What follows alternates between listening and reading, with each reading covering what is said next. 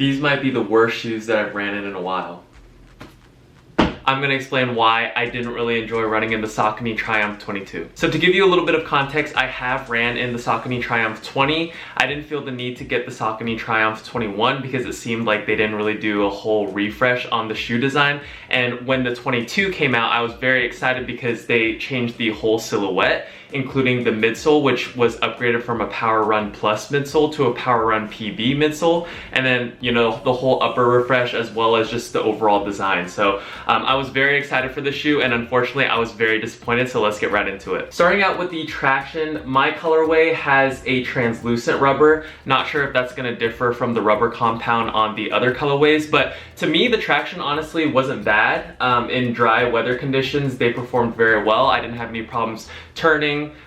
It never felt like I was gonna slip at all in these, but I have heard other reviewers say that in wet conditions they didn't perform as well. Overall, the outsole performed pretty well for me. Again, I didn't test them in wet conditions, but I have heard some mixed reviews on that, so that's something to keep in mind. Moving on to the midsole of the Triumph 22, we have a full-length Power Run PB foam, which honestly, I was the most excited for, as you know, in the past, the Triumph 21 and the Triumph 20 had a Power Run Plus midsole, which I honestly thought was pretty comfortable. It was pretty responsive. After about 50 to 60 miles, I am a little bit of a heavier runner. I felt that the foam did compress a little bit and it lost a little bit of its energy return. So I was very thrilled and excited to see that the Triumph 22 had a Power Run PB midsole, as I did test the Saucony Endorphin Speed 4s. Loved that midsole. It was a full-length Power Run PB midsole with a nylon plate. So I thought that the Triumph 22 was gonna be very fun to run in, responsive, absorb a lot of shock.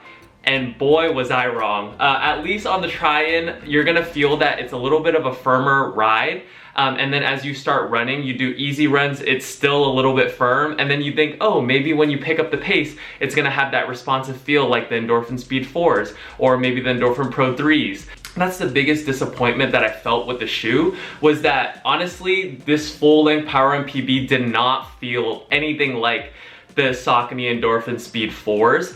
That shoe was very peppy, was very bouncy. It felt like there was a lot of energy return. It was soft when you were running slow, or it felt softer when you were running slow, as well as even walking around in the shoe, I felt that the foam compressed very well. So it confused me a little bit that this full-length Power Run PB, I was heavily disappointed, because honestly, if I'm being very harsh right now, and I think I can be because this shoe is priced at $160, which is a more premium pricing for a cushioned daily trainer or max cushion shoe, I would say that it feels like walking on multiple layers of wet cardboard. That's exactly how I would describe it. I don't know, that's just what it felt like to me. It felt like it was absorbing the impact, but it was still very firm, but it wasn't giving that bounce that Power Run PB typically does. So overall, I mean, you can still take these on long runs, you can still take them on short runs, you can run fast in them, you can run slow in them, but then again, that's every shoe. I would say that it just wasn't a pleasant ride, and it wasn't a shoe, like at least for the cushioning, that I was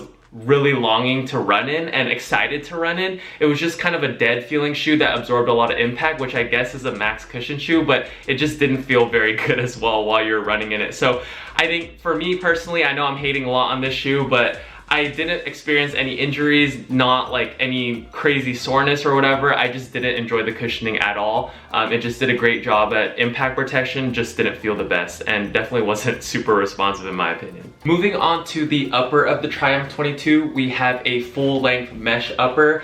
It is a very thick layer of mesh, and I did feel that the ventilation on this mesh was not very good. If I do, you know, the whole light test and trying to see through the upper, there's almost no light that goes through. And even with this brighter colorway, you would think that it reflects a little bit more heat off of it, but my feet did tend to get a little bit hot in this shoe.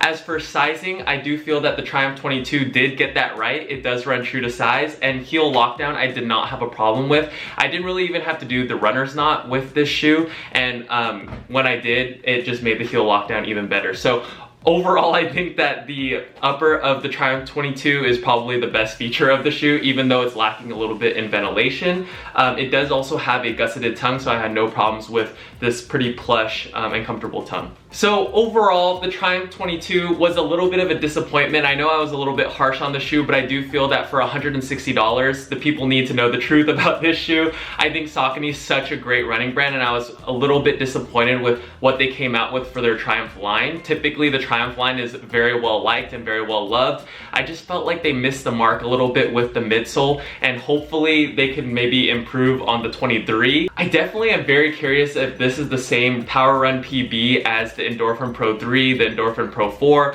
the Endorphin Speed 4s, because it really doesn't feel like the same foam to me. I also think that with this shoe being priced at $160, there's just so many other options that you could go for that are a little bit more exciting to run in, or maybe better in their respective categories. So for example, I think that this shoe kind of rivals maybe the New Balance 1080 V13, which is priced at $5 more. I think that shoe is a little bit softer, a little bit more responsive, a little bit more fun to run in. It's super comfortable.